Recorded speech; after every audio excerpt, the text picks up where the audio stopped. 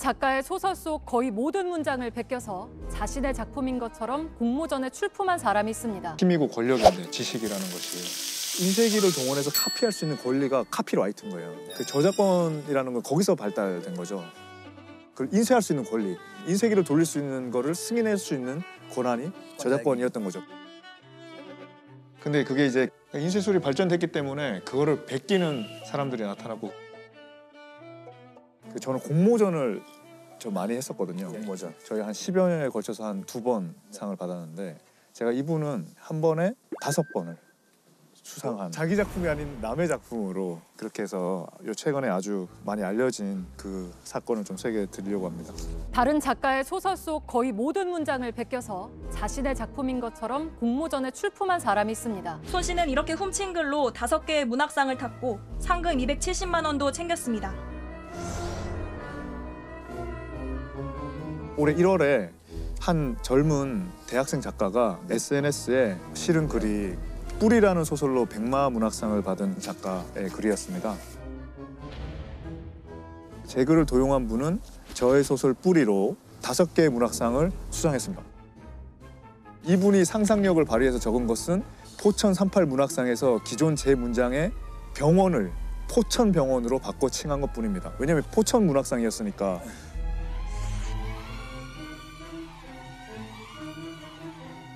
그 나머지 똑같다는 거예요? 네, 다 똑같은 거예요. 와. 네.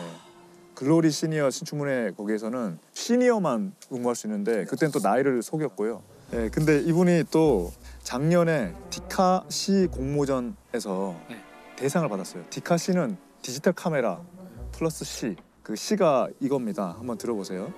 날지 못하는 피터팬 웬디, 2 팔을 하늘 높이, 마음엔 행복한 순간만이 가득, 간절한 소망의 힘 그 하나로 다 이룰 수 있어.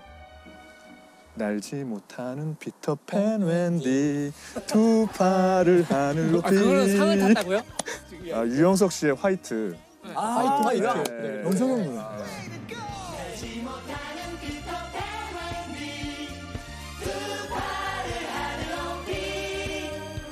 그 노래 가사를 그냥. 네, 그래서 대상 받았어요. 상금도 받고. 대상? 네, 대상.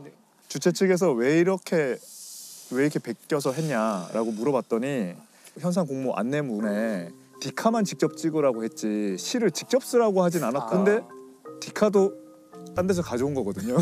직접 찍은 게 사진도. 네, 디카도. 사람 진짜. 오히려 이분이 소송을 했다고. 그렇죠. 이분이 상을 박탈하니까 주최 측에서 자기 걸 뺏어갔다고 이제 고소하고 뭐 고소를 했다고요? 홈페이지도 테러하고 막 그랬습니다. 사람들이 이제 여론이 막 비판을 하니까 고소를 취하했고요. 그리고 이분이 이제 또 하나 의인상 또 받았습니다. 의인상. 그 도로공사의 의인상이 있는데 이제 도로에서 위급한 상황이 발생했을 때 많이 도와주고 이렇게 하면 이제 의인상을 수여하는데 그걸 목격한 제3자가 추천해줘야 되거든요. 와, 저 사람 진짜 의인이다. 그래서 이제 제3자가 추천해서 이 사람이 상을 받았어요. 그 제3자가 본인 어머니 명의예요. 근데 알고 보니까 손 씨는 어떤 위급한 상황에 있는 사람을 구해서 이제 구급차에 태워줬다고 이제 상을 받았거든요. 나중에 알고 보니까 구급차가 거기 출동한 적도 없고 문경휴게소가 장소인데 문경휴게소에는 사진에 나온 그 장소가 있지도 않고 SNS를 보면 거의 경력이 40개 정도 돼요. 뭐 무슨 제나항공의 조종사였다거나 뭐 변호사였다가 뭐 거의 캐치미 If You Can 주인공을 연상케 하는. 3분의 2 이상 정도는 제가 쓴 게 맞고 제가 제일 컸던 건 어떤 상을 받는다는 거에 어떤 보상 심리? 나를 알아주는 곳이 있구나라는 그런 생각? 거기에 대해서 전혀 죄의식이 없었고 그거에 대한 깊이를 알려고 하지도 않았고 탐리하나 그럴까요? 그냥 아니 괜찮아 뭐 이건 내가 취업하면 이제 이런 거 안 할 거니까.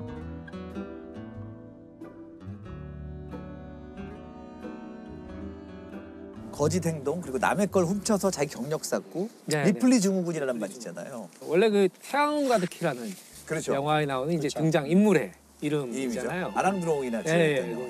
친구의 행세를 하는. 그러면서 이제 그 사람의 삶을 살고 내가 믿는 거죠 어느 순간에. 범죄와 연관된 사람들이 간혹 그런 경우들이 있거든요. 근데 그 심리적인 특징 중에 하나가 자기가 이제 사회적으로 이루고자 하는 목표가 있어요. 근데 현실적으로는 그 목표를 달성할 수가 없으니까 그 가면을 쓰고 만드는 거예요. 그래서 학력이죠. 자기 스스로 그걸 너무 믿게 되어가지고 죄의식도 없어지고 그냥 그런 사람으로 자기가 이제 이미 포장이 되어버려가지고 이제 사기 범죄에서 가장 많이 나오고. 소설은 다 글밖에 없잖아요. 네, 글밖에 없으니까 또 확인하기도 쉬워요. 글만 그렇게 비교하면 되니까. 그 표절 소송을 판단하는 판사 입장에서도 되게 쉬운 거예요. 이렇게 비교하면은. 근데 이제 우리 음악 소송은 되게 표절을 판단하기 너무 어려워요. 맞아요. 음악은 또 판사들도 다 거의 문외한이고 음악 자체에 권리가 있다는 생각은 전혀 못했어요. 1800년대까지도. 네. 근데 이제 그러다가 어느 날 프랑스 카페에서는 1800년대에 이제 점점 음악을 틀기 시작한 거예요. 손님을 모으기 위해서. 근데 어느 날 어떤 음악의 작사자와 작곡가가 같이 밥 먹으러 가는데 거기서 자기 노래를 틀고 손님을 막 모집하고 있는 거예요. 손님이 엄청 오는데 자기한테 아무 물어본 적도 없고 자기한테 돈을 주지도 않고. 근데 돈은 이 사람은 카페 주인은 너무 많이 벌고. 그러니까 밥을 먹다가 좀 억울하다. 그래서 밥값을 안 낸 거예요. 나 못 내겠다. 밥값이라도 못 내겠다. 그때는 이게 권리라고 생각을 못했는데 그거에 음악에 대한 권리, 연주권이 있다는 생각은 상상도 못한 거예요. 당신들 여기서 나오는 음악이 내 음악인데 내가 밥값을 내야 되냐고 뭔지 뭐 이렇게. 그렇죠. 그런 일이 있는데 너무 억울해서 밥값을 안 내겠다 했더니 파리 법원에서 소송이 붙은 거예요. 그래서 법원에서 그 전에 법이 있었으니까 손해배상 해줘라. 네가 얻은 수익을 좀 줘라. 이렇게 이야기된 거죠. 그럼 그게 이제 완전히 새로운 법이 된 거죠. 판례가 됐네. 그때 밥값을 안 받았다면 저작권 개념이 어떻게 됐을지 모르겠네요. 소송을 간 게 다행이네요. 우리 저작권자들에게는. 그러네요. 근데 음악에서는 제가 보니까 제일 유명한 그런 표절 소송이 비틀즈 멤버 중에 이 조지 해리슨이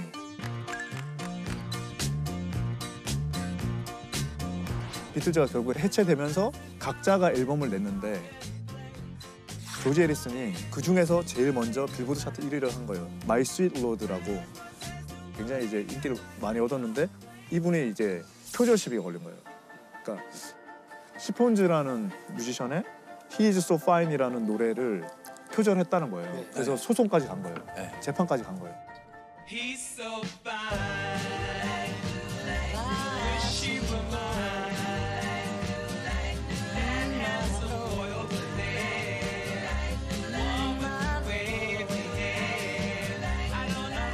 그 조지 해리슨도 들어보니까 진짜 닮은 거예요. 네, 그걸 인정한 거예요. 진짜 닮았다. 그렇지만 난 절대 본 적이 없다. 그랬더니 결국에는 공방 끝에 법원에서 무의식적 표절을 처음으로 인정합니다. 의식은 없었지만 의도적이진 않지만 표절은 표절이다. 그래서 그때 돈으로 50만 불 물어주는 걸로. 네. 음악에서 표절이 더 문제되는 게 그 판단 기준이 전문가가 아니라 일반인 기준이거든요. 네. 그리고 느낌까지 판단 대상돼요. 그러면 저같이 음악 잘 모르는 사람은 대충 좀 비슷하면 느낌 비슷하고 비슷하네 이렇게. 모래시계라는 따라라라라 따라라라라 따라라 해린의 테마인가 그런데 나중에 누군가 이건 태진아의 미안해. 그래서 많은 분들이 미안하시죠? 사과하세요. 네. 아니 많은 분들이 표절이 의심되는 노래 예전 노래를 막 부르는데 흔히 말하는 그 이제 코드 진행이라 그러거든요. 화성 진행이라는데 거기서 그 노래를 부르면 똑같이 맞아 떨어지는 경우는 너무 흔한 일이에요.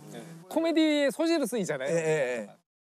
사랑한다 말하고 벽을 넘어서 빗돌 때마다 처음으로 하는 말 Let it be. 왜 이 노래 그 노래를 부르는데 왜 다 맞아 떨어지지 화음이? 너무 그럴 수 있는 거고 많다라는 거. 그래서 예전에 보면 우리 어머니 은혜 부르다가 스승의 은혜로 끝나잖아요. 어머니 은혜 부르다가.